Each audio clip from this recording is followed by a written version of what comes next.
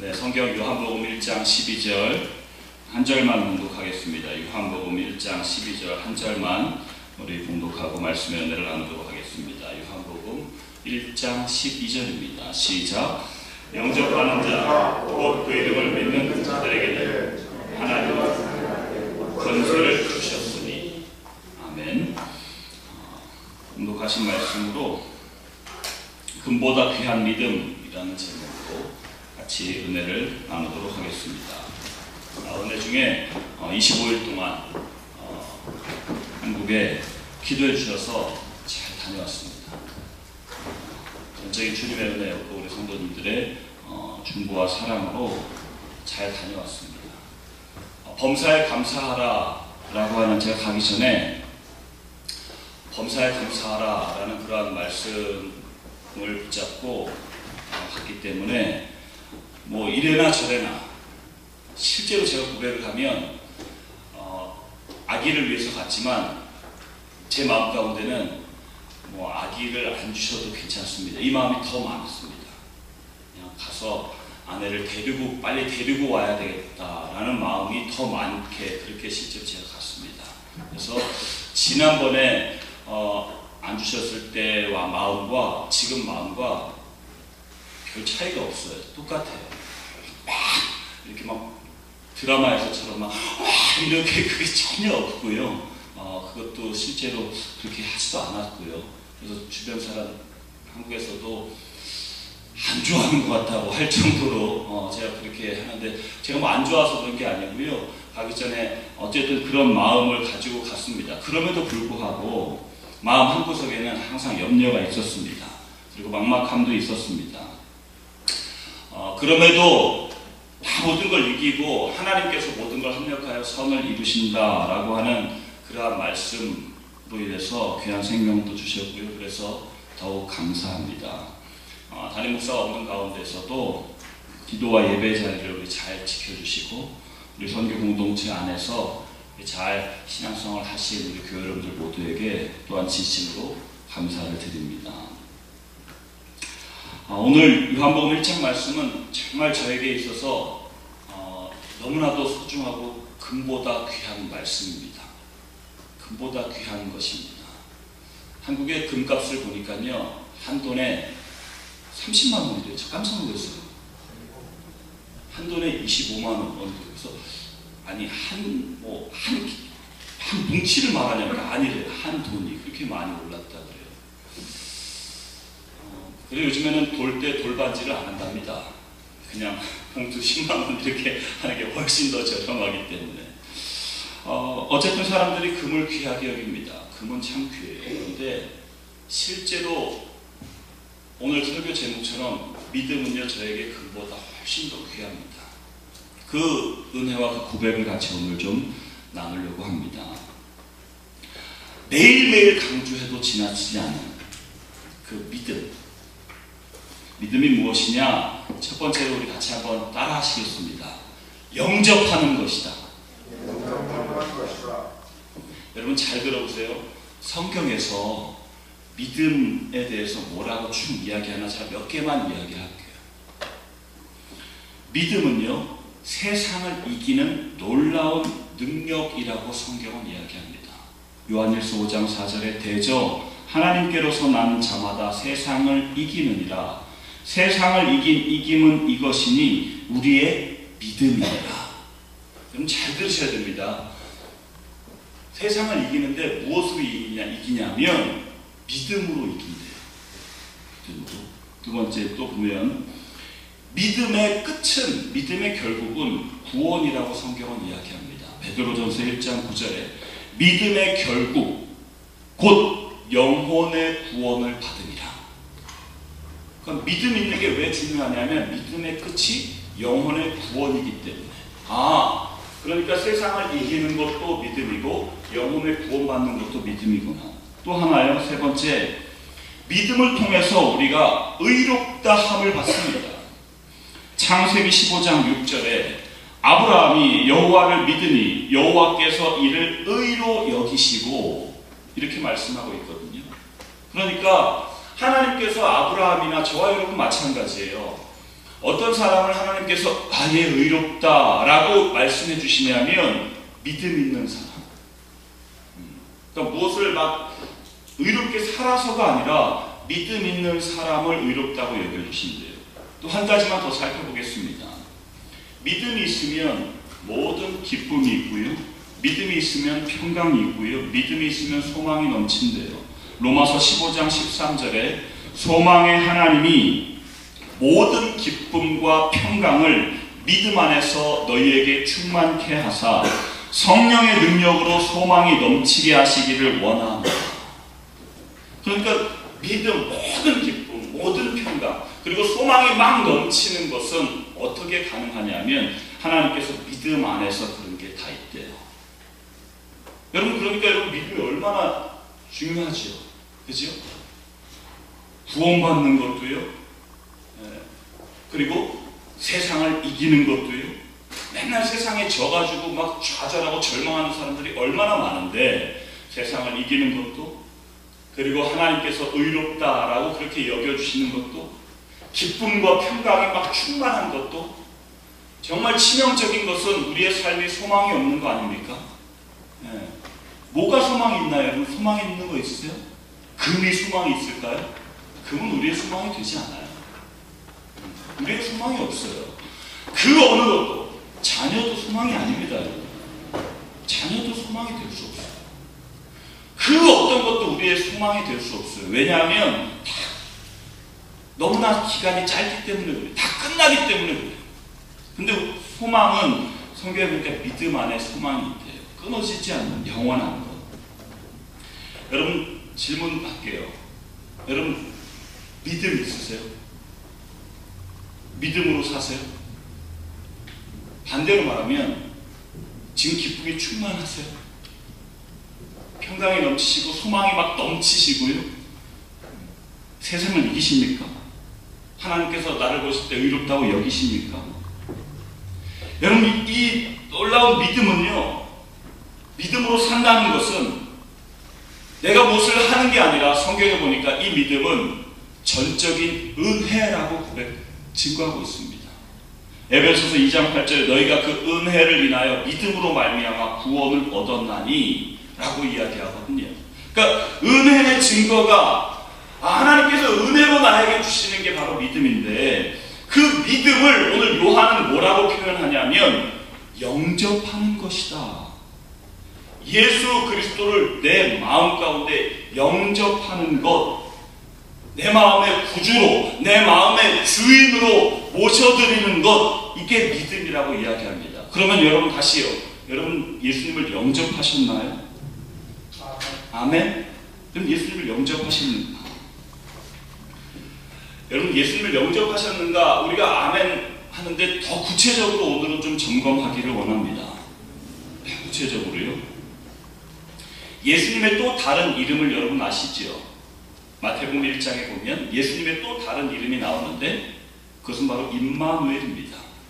예수님의 또 다른 이름은 임마누엘이에요. 그럼 하나님이 허락하신 그런 이름 아닙니까? 임마누엘의 뜻은 바로 하나님이 우리와 함께 하십니다. 하나님 우리와 함께 하시는 거예요. 여러분, 예수님을 영접한다는 것, 믿음이라고 하는 것은요, 다른 것이 아니에요. 하나님이 늘 함께 하는 것, 이것을 의식하고, 이것을 기억하고, 그것을 바라보고 사는 것이 믿음이요, 그것이 영접이라고 하는 사실입니다. 임마누엘, 어느 정도 임마누엘이냐면요, 요한계시록에 보면 이런 말씀이 나옵니다. 요한계시록 3장 20절에 볼지어다 내가 문 밖에 서서 두드리노니 누구든지 내 음성을 듣고 문을 열면 내가 그에게로 들어가 그로 더불어 먹고 그는 나로 더불어 먹으리라. 주님은요, 뭐라고 우리에게 말씀하시냐면 믿음은, 영접하는 것은 하루에 밥 3끼 우리 먹잖아요. 밥만 먹나요? 물도 마시고 간식도 먹고. 여러분, 하루 종일 봐보세요. 먹다 끝나요. 주부들은 항상 하시는 말씀은 밥하다 보면 하루 다가 아침하고 점심준비, 점심하고 또 저녁, 먹다 끝난다고 보통 다들 이야기하는 게 그게 맞아요. 인생은요, 다 먹다 끝나요. 가만히 생각해 보세요. 그렇지 않습니까?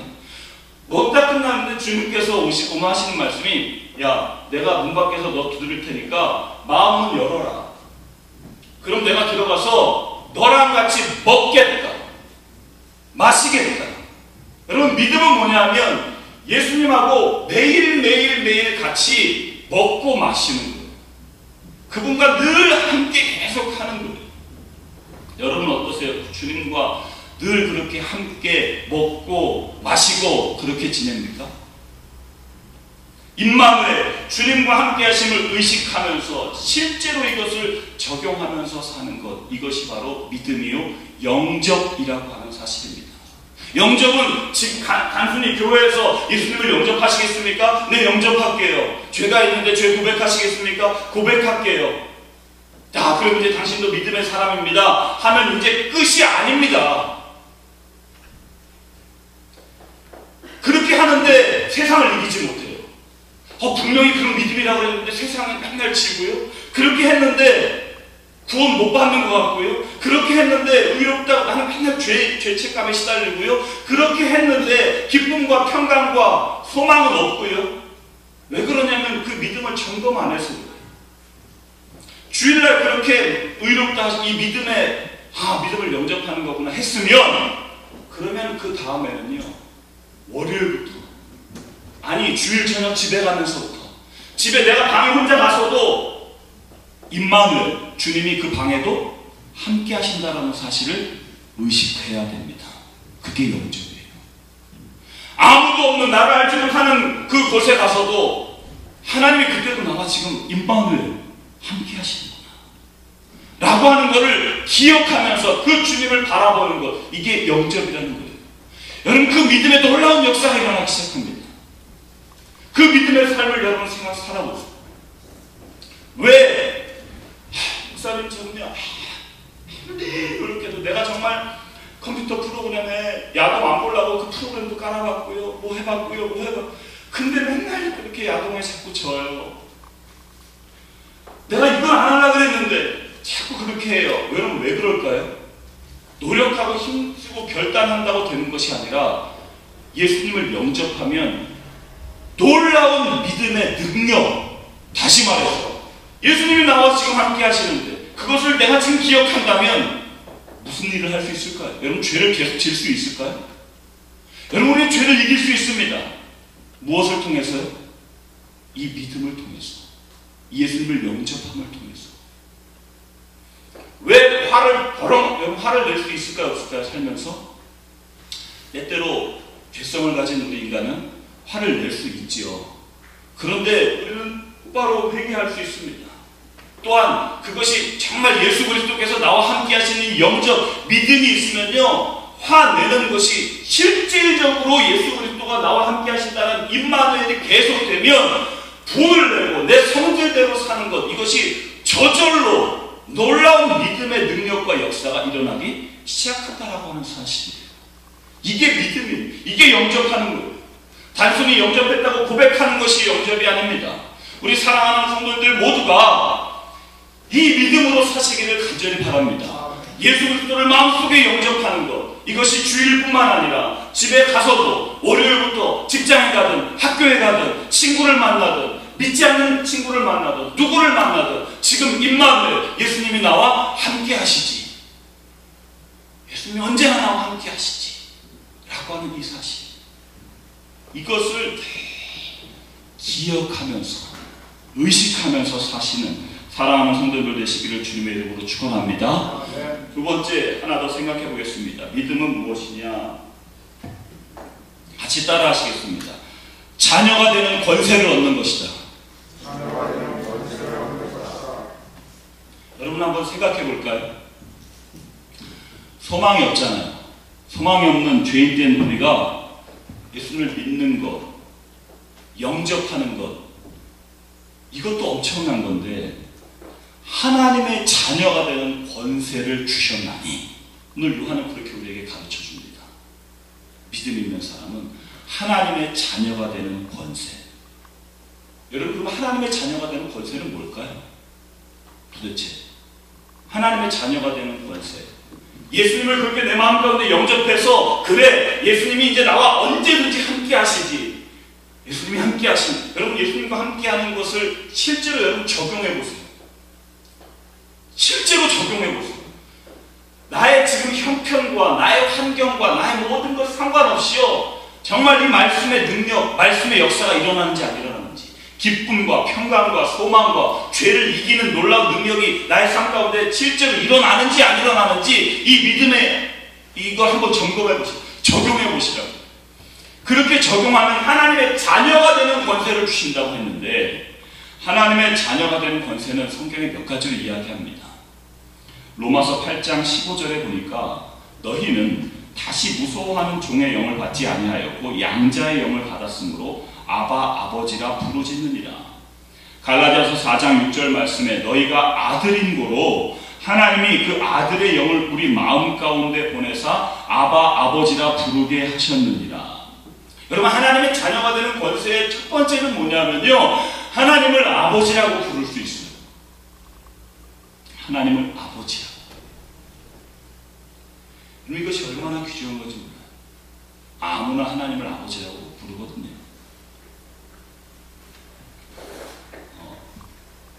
제가 25일 동안 한국에 다녀왔는데, 한국에서요 실제로 25일 동안 24일을 병원을 갔습니다. 에브리데이를 병원 갔어요. 25일, 오늘날까지 갔을 때 25일 갔거든요. 하루도 빼놓지 않고 병원을 갔어요.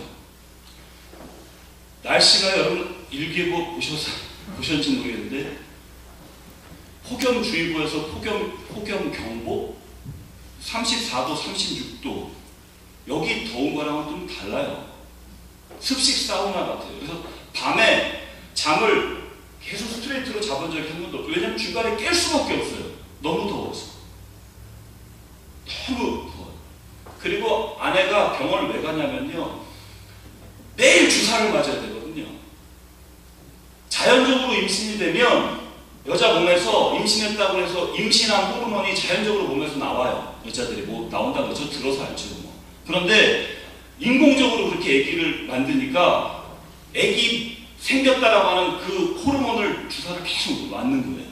아기 생겼다라고 하는 거. 근데 그 주사가 무슨 주사냐면, 맞으면요 이 근육 주사를 맞는데 딱딱하게 뭉쳐요. 근데 이렇게 알맹이가 한 번 넣을 때마다 이렇게 생겨. 그래서 그거를 매일 풀어줘야 되거든요. 뜨거운 펄펄 끓는 그 물을 이렇게 해가지고 뜨거운 물 짜가지고요, 그 더위 해가지고 그거를 맨 처음에는 정말 며칠은 사랑으로 했습니다. 사랑으로. 근데 이게 며칠 지나니까요, 한 30분 정도를 이걸 해야 되는데 양쪽에 하루에 번갈아가면서 한 방씩 맞거든요. 이쪽 해가지고 나중에 저 마루에 있는 TV를 이렇게 보면서 예, 더위에 나중에 막 주여. 예. 그리고 무엇보다도요, 굉장히 제가 무력해지는 것을 느껴졌어요. 그리고 실제로 제가 결혼하고 처음 느끼는 마음, 외로웠어요. 예, 굉장히 막 마음이 힘들고, 그리고 외적으로도 계속 다니고, 실제 이 처갓집도 한 번 못 갈 뻔해요. 하루 그냥 오후에 잠깐 다녀오는. 그래서 너무 막 그게 여러 가지로 힘들었는데, 제가 너무나 감사한 것이 하나님을 아버지라고 부를 수 있는 거. 그게 얼마나 감사하죠. 막 힘들었는데 아버지 이러니까 힘들게 쫙 나도 모르게 눈동시 내려가는 거예요. 얼마나 하나님의 자녀가 되는 권세가 귀한지. 아버지라고 할 데가 없는 거예요. 근데 아버지 하니까 하나님께서 마음 가운데 좀 전에 말씀드렸던 로마서 15장 13절, 야, 내가 네 아버지야. 내가 너 소망 아니냐. 내가 자녀를 너에게 줬지만 그 자녀가 너의 소망이 아니야. 내가 소망이다.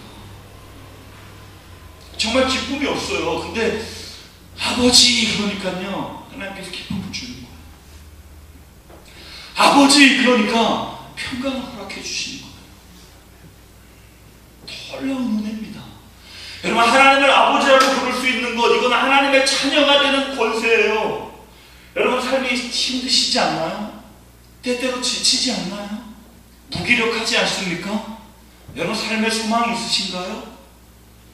여러분, 그렇게 답답하고 힘들 때 여러분, 하나님께 아버지 보세요. 그게 자녀가 되는 권세이기 때문에 하나님 아버지, 아버지, 내 아버지. 여러분, 이러한 권세, 하나님이 주신 권세, 내 것으로 날마다 사용하시는 우리 성도님들 되시기를 간절히 바랍니다. 또한 자녀가 되는 권세는 무엇이냐? 요한복음 14장 13절에서 16절, 그래서 이 성경 한번 찾아보겠습니다. 요한복음 14장입니다. 다 같이 성경을 한번 찾아보겠습니다. 요한복음 14장 13절에서 16절까지입니다. 요한복음 14장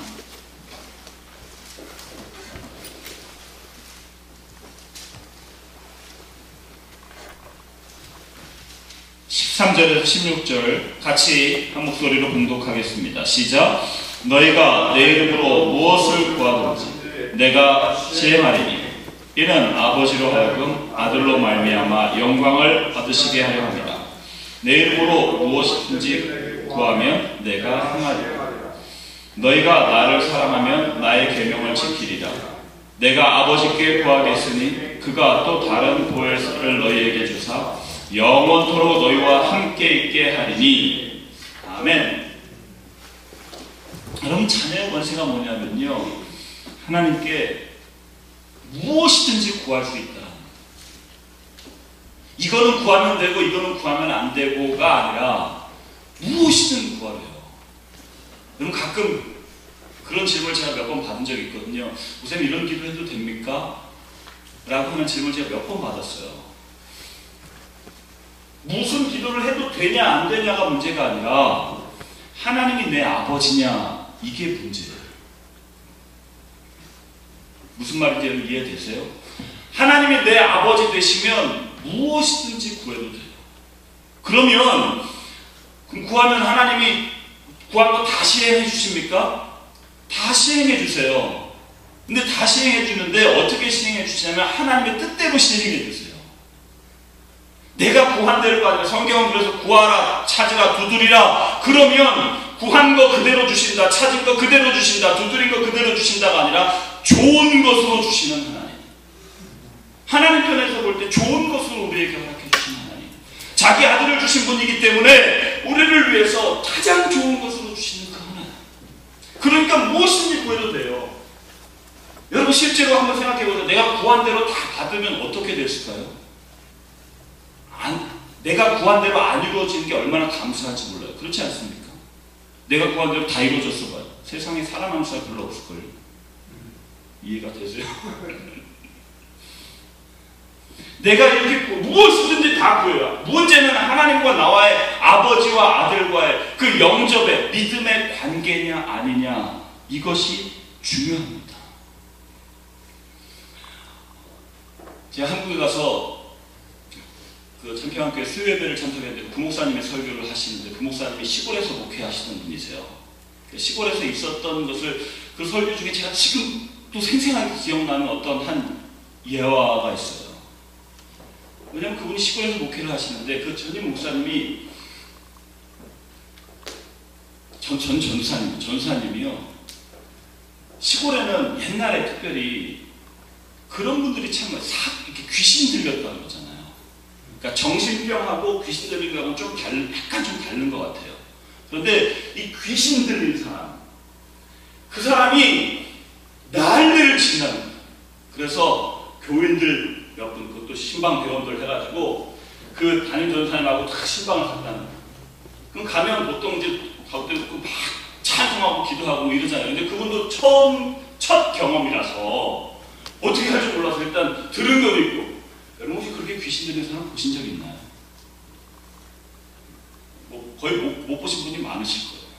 그런데 딱 가운데다 놓고 찬송을 이제 막 하자 그래서 막 찬송을 하는데 귀신은 귀신같이 안다고 그러잖아요. 그죠? 귀신은 누가 믿음이 있는가? 누가 믿음이 없는가? 누가 진짜인가? 누가 가짜인가? 하나님이 알고 귀신이 알고 내가 알거든요. 사람은 잘 몰라요. 사람은. 그거를 이 다니는 전사님이 아신 거예요.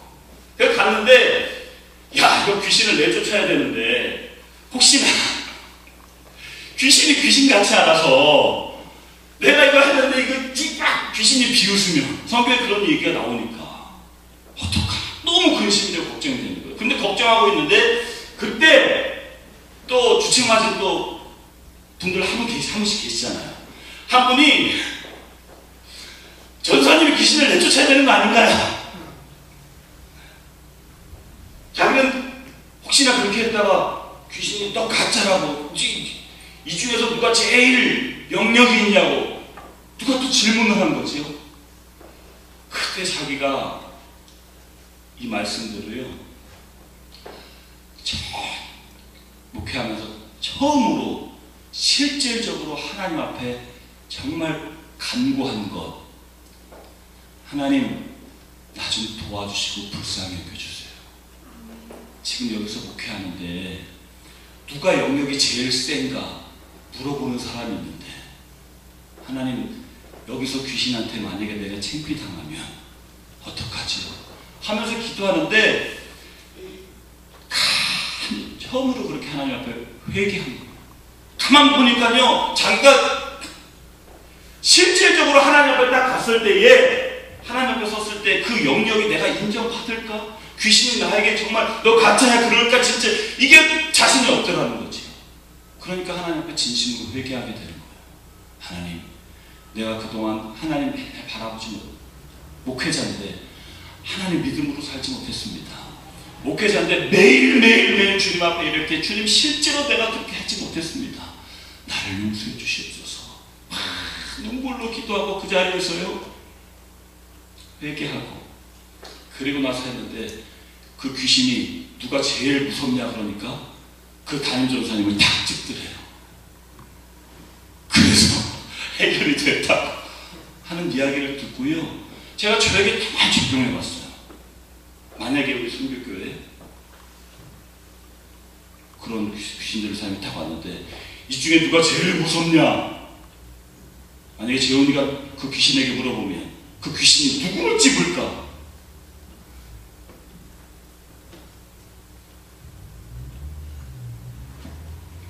그럼 믿음은 실질적인 것입니다.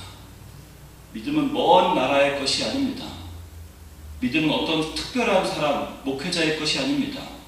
어떤 권사님, 장로님 그런 오래 신앙생활하는 사람의 것이 아닙니다. 이 자리에 처음 온 사람의 것일 수도 있습니다. 어떻게 해요? 그 예수님을 영접하고 그 예수님을 의식하며 예수님을 내 마음 가운데 영접하려고 하다 보니까 주님, 내가 너무 죄인입니다. 나는 영접할 수 없습니다. 그럼에도 불구하고 나를 사랑하신 그 사랑 앞에 무릎 꿇고 그 사랑 앞에 회개하고 그분 아버지와의 관계가 되면 그 다음부터 무엇인지 구하며 나가는 것, 이것이 믿음이라고 하는 사실입니다. 이 믿음으로 매일매일 실제되는 것, 이것이 얼마나 귀한 삶인지 모릅니다. 이러한 놀라운 믿음의 능력, 믿음의 은혜가 우리 사랑하는 교회 여러분들 모두에게 있게 되기를 간절히 축원합니다. 말씀을 정리합니다. 믿음의 결국은 구원인데 믿음 있다면 바로 구원받았으면 좋고 천국에 가면 좋겠는데 하나님께서 이 땅에 저와 여러분을 살게 하셨습니다. 그렇기 때문에 믿는 자의 모든 삶은 다 사명입니다. 믿는 자, 예수님을 영접한 사람은요 그 다음부터 행하는 모든 것이 다 사명이에요. 믿음 있는 자의 사명. 제가 한국에 있으면서 챔피언교회 학생부 수련회 하루 참석해서 말씀을 증거할 일이 있어서 하루 참석했었는데 그 말씀을 이렇게 준비하면서 가장 저의 마음 가운데 새겨진 말씀이 베드로전서 3장 15절 말씀입니다. 베드로전서 3장 15절 말씀에 이런 말씀이 있어요. 이 땅에서 우리가 믿음을 가져야 되는 그런 사람에게 성경은 이렇게 이야기합니다. 겸손히 마음 가운데 늘 기도하고 준비하고 예수님을 영접하는 그 믿음으로 살아야 될 것은 너희들에게 소망에 관한 이유를 묻는 자들에게, 소망에 관한 이유를 묻는 자들에게 온유와 겸손함으로 대답하기 위해서다. 그럼 소망에 관한 이유를 묻는 것, 이게 무슨 말이냐면요, 여러분 예수님을 영접했다면, 하나님의 자녀가 되는 권세가 있다면 실제로 삶 속에서요, 그 신자들이 우리에게 그러한 역사가 일어나야 됩니다. 야, 너 형편 별로 아무것도 아닌데 도대체 뭐가 그렇게 너 소망이 있냐? 너 뭐가 그렇게 기쁘냐? 난 솔직히 너보다 더 많이 가졌거든. 너보다 더 능력이 있거든. 근데 난 솔직히 세상에 낙이 없어. 근데 당신은 뭐가 그렇게 소망이냐? 소망에 관한 이유를 묻는 사람이 생기는 것, 이런 역사가 분명히 일어나야 됩니다. 그렇게 되는 것, 그러면요, 영혼의 구원이, 우리가 매일매일 외치는, 매주 외치는 영혼의 구원의 역사, 하나님께서 이루신다라고 하는 사실이에요. 소망에 관한 이유를 묻지 않는데 무슨 영혼의 구원, 그냥 목 끌어모아가지고 목 졸라가지고 옆에 앉혀놓는 것, 이것이 단순한 전도가 아니라 진짜 전도라면 소망에 관한 이유를 묻는 놀라운 역사가 일어나는 것. 그래서 바라기는 우리 사랑하는 선교교우 모두들, 주변에 있는 사람들이 선교교우들을 보면 당신들 어떻게 이렇게 소망이 있나요? 소망에 관한 이유를 묻는 역사가 일어났으면 좋겠습니다. 이것이 바로 금보다 귀한 믿음의 역사입니다. 같이 우리 기도하시겠습니다.